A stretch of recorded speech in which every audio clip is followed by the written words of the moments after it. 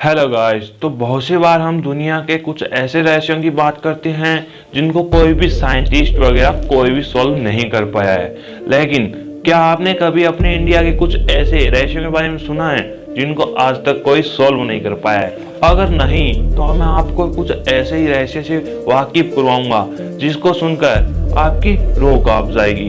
भारत का एक ऐसा रहस्य है जिसको आज तक कोई नहीं समझ पाया। एक झील जिसको कहते हैं कंकालों वाली झील, और उसमें पाए जाते हैं नर कंकाल।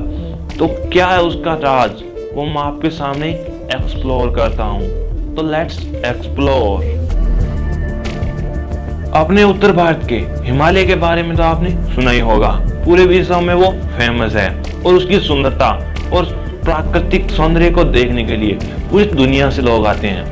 और उसी की गर्त में छुपी है एक झील जिसको कहते हैं कंकालों वाली झील, और उसके रहस्य को आज तक कोई सॉल्व नहीं कर पाया है। तो उसके बारे में हम बात करते हैं। तो उत्तरांचल में 5000 मीटर की ऊंचाई पर हिमालयन क्षेत्र में है रूपकुंड झील।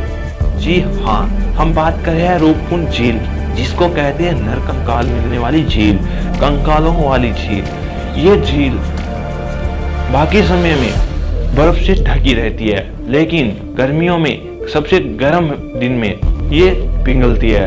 और जब ये बर्फ पानी बनती है तो इसके किनारों में और इसकी तली में हमें एक नहीं, दो नहीं, बल्कि सैकड़ों नरकंकाल दिखाई देते हैं। कहां से आई ये नरकंकाल, ये कोई नहीं जानता।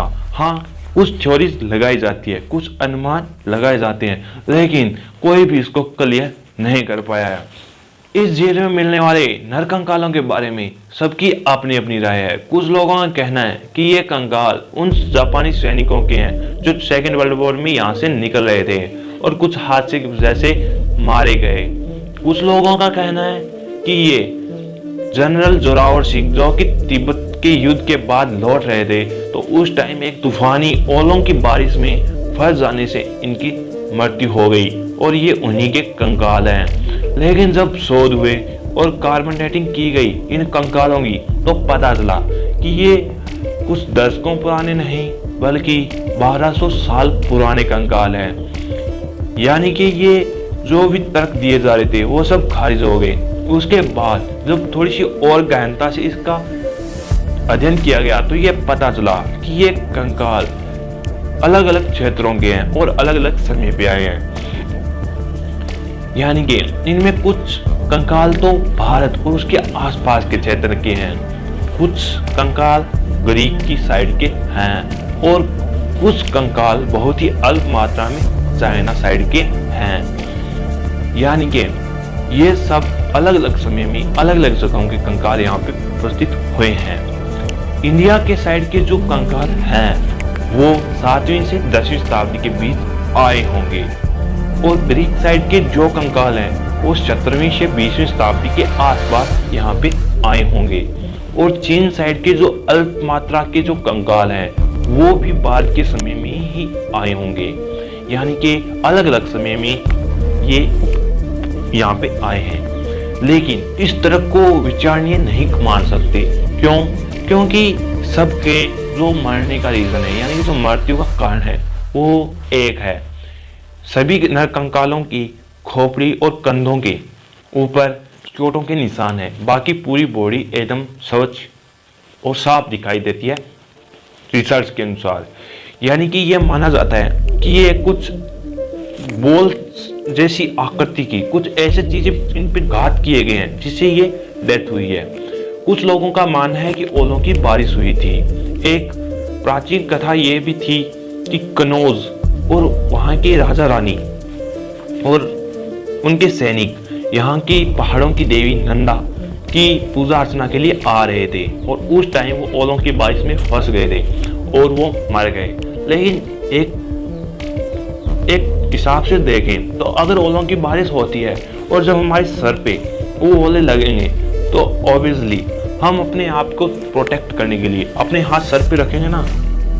लेकिन पूरे कंकालों में सिर्फ सर व कंधे पे ही चोट है, बाकी पूरी बॉडी पे कहीं पे चोट के निशान नहीं है।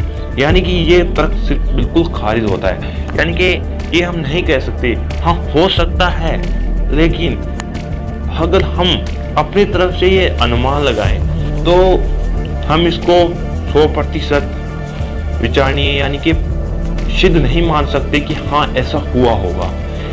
और इसी कारण ये आज तक एक मिस्ट्री बनी हुई है और कोई भी रूपकुंड झील का ये रहस्य साफ नहीं कर सका, यानी कि उसके बारे में कोई भी ऐसा विचार नहीं है जो इसको क्लियर करता है कि हाँ रूपकुंड झील के इन कंकालों की ये कहानी है। और इसी कारण ये आज तक मिस्ट्री है।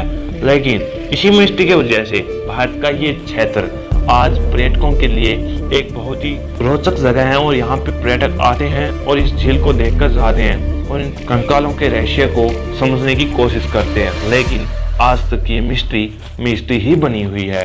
तो कैसी लगी आपको ये वीडियो, रूपकुंड झील की ये कहानी और यहाँ की ये मिस्ट्री? कमेंट करके जरूर बताइएगा।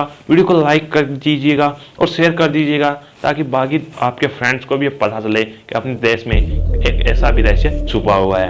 और सब्सक्राइब कर बेल आइकन को ऑल पे कर लीजिएगा ताकि ऐसी मिस्ट्री भरी वीडियो की जानकारी आपको सबसे पहले मिल जाए।